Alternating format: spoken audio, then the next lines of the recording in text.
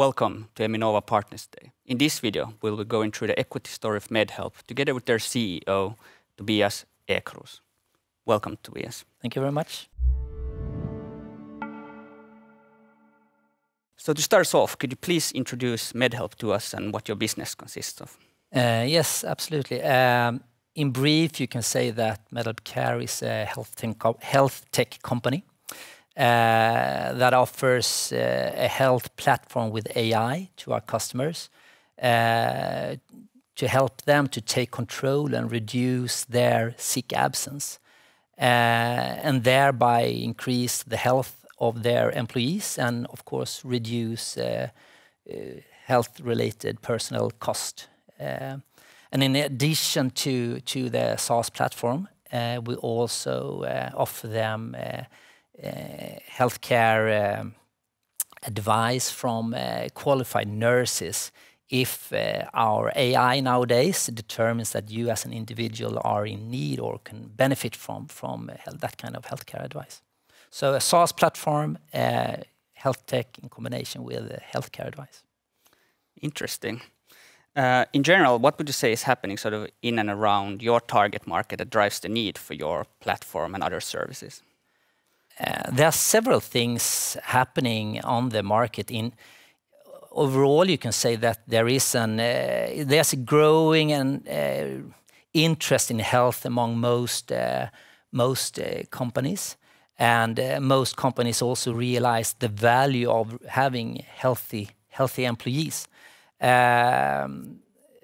So that's to start with, and more companies are also realizing that the staff cost linked to sick absence is really, unnecessary cost, and that there is a potential for almost all companies to reduce that kind of cost, which is especially in these times, where we are right now.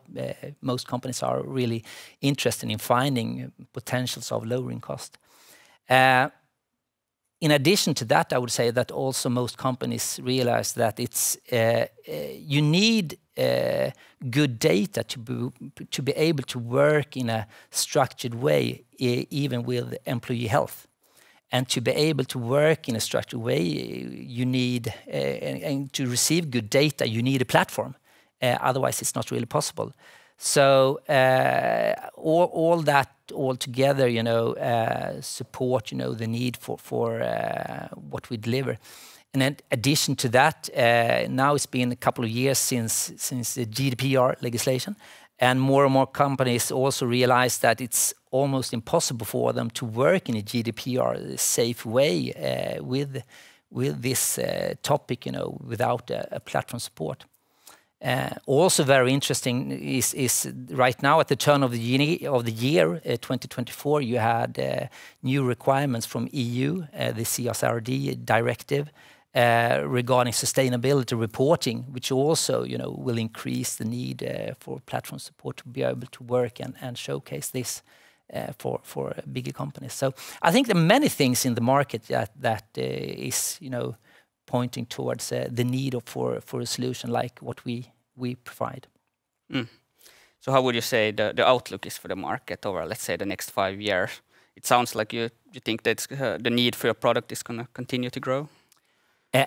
Definitely. If you look at it today, we see a really big potential for growth. It goes a little bit slow, you could say, but today it's not more than about 10% of all employees in Sweden that is working for a company or organization that has a solution like the one that we provide. So 90% is there up for grabs, I would say. And also, today we have a cooperation with about 15 corporate health care providers and with the 3 nationwide corporate healthcare providers as well. We just signed an agreement with the biggest one now this autumn, which we are really happy with. And also, it's the same, among their target, their client customers, that it's less than 10% that today has a solution like the one that we provide. So in total, a big potential. Also, what you can see is that we are working we have large companies as customers, everything from like IKEA to Saab, etc. You can see that there's a landscape, HR tech landscape here, and more companies are demanding, closer integrations from the platform that we provide with other kind of HR platforms. So we are building more and more integrations with this kind of HR or payroll systems, which also, of course, becomes a new potential here to sell through them. So, many new ways, a lot of ways of addressing the market. Insurance companies selling health insurances to companies is also another way. They really can benefit from lowered sick absence. The biggest cost for them is, of course, connected to long-term absence, which is about 70% of all the sick absence days in Sweden today. So, big potential there as well. And finally, I would say internationalization. Sick absence is not a Swedish problem. From historic perspective, we have a presence in Sweden today, and we have a really small business in Denmark, but there is a potential here to grow international as well. And so I'm very positive about the future. Sounds promising. What would you say sort of makes MedHelp stand out compared to your competitors, and conversely, what would you say are your competitive disadvantages? There are a couple of things standing out here.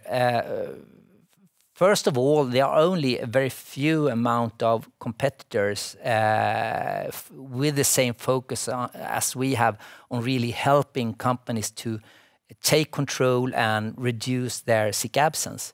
90%, as I said before, of all the employees in Sweden work for a company that doesn't have a solution like the one that we offer. So there's big room for us and others. So, but what makes us stand out in comparison to, for example, HR systems is really our focus on providing a solution that is not only process support, but it also helps them to really identify the individuals with early health signals, so that they can address them and work preventive, securing that they don't go into a long-term sick absence, which is where, the big cost occurs. So that's something that really makes us stand out. And we are the first player that has start working, with using AI as a support. We hired a team. We were quite early there. We hired a team of data scientists about 2 years ago, and because we know that we had enormous amounts of data that we didn't really use in a good way. So we hired this team of data scientists, and they spent quite a lot of time building this new AI solution. We have currently 2 machine learning models in use. And we launched it before summer last year, and we have now during autumn started to onboard the first customers. We are very happy with where it has taken us so far. But still, of course, there's a work here, to sell it and to make potential customers aware of that this solution exists. It's from that perspective, a little bit hard, it takes time when you are basically first on the market. But as I said, we have really nice reference customers. So over time, we are quite certain that the increased interest will continue. The sales pipeline today is, more than double what it was like 6 months ago when we just launched this new.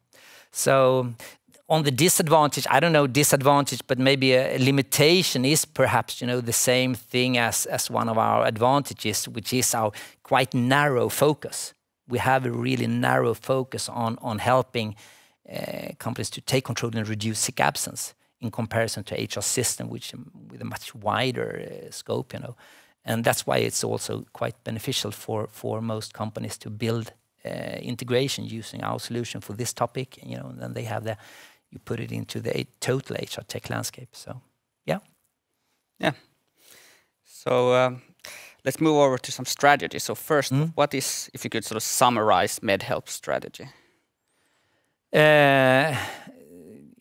Yeah, if you start, we first of all, just we were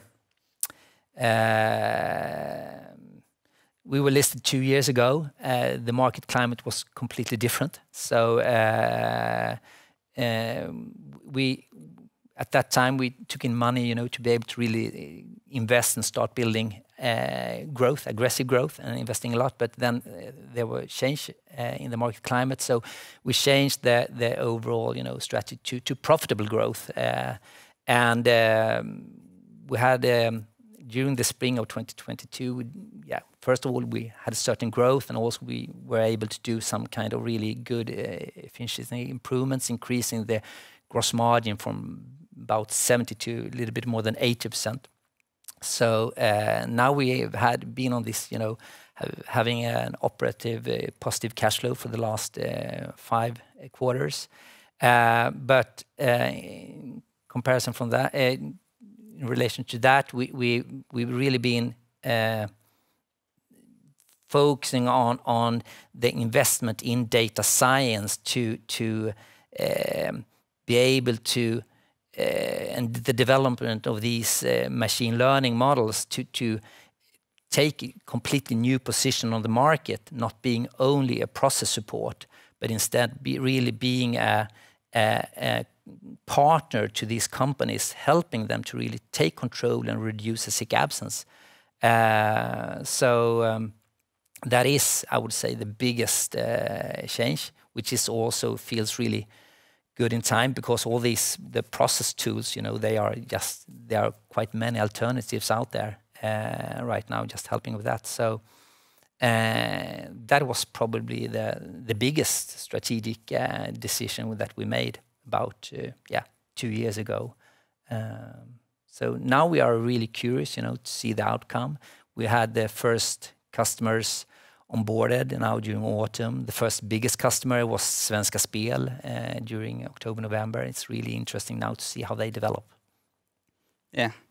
So profitable growth is sort of the focus right now. Yeah, profitable growth. Yeah. And as I said, we are in a situation where we have more than 80% gross profit.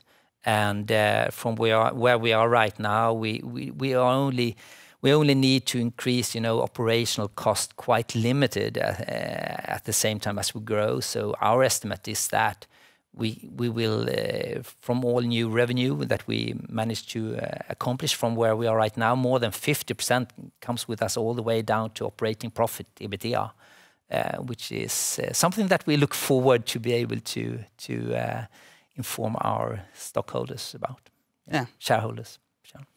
What would you say are the sort of biggest risks and challenges for you to be successful with this strategy of profitable growth? There's not many. The biggest risk, I would say, if that is a risk, is that you always want things to happen tomorrow. But it takes some time, and now we have a solution in place. We're continuously doing improvements. We can see that continuously the interest from potential customers is growing. We have really good reference customers and more coming in all the time. And I would say that the biggest challenge or risk is that it takes a little bit longer. We have a situation out there on the market where many companies are quite, even though they have an ROI investing in our solution of maybe 6 to 10 times what they pay already year one, still, many are a little bit reluctant in new solutions, and also there's some reluctance towards a new SaaS solution that you need to implement in the entire HR tech environment that they have. So that is basically the biggest risk, is that it takes a little bit longer time than you would appreciate or that we strive for. But we are doing everything we can, to keep making it easier and easier to get onboarded, and building more and more integrations with other, as I said, HR payroll systems, etc. So continuously making it easier to become a customer. Yeah. So for the final question, how do you aim to create value for your owners? Yeah, I think that is it. You know, where we are right now, we have a very, if you look into our quarter report, you can see that we have a very stable situation. We are really in good control of the cost side, no surprises, and we've been there for a long time. So the creation of value is really, you know, growing from where we are right now and being able to deliver this as I said, you know, approximately like 50% of all new revenue from where we are right now, all the way down to the operating profit. So my hope is, of course, that most shareholders will appreciate that, and that's in the future. Well, great. Well, thank you, Tobias, for joining us here today. Thank you very much.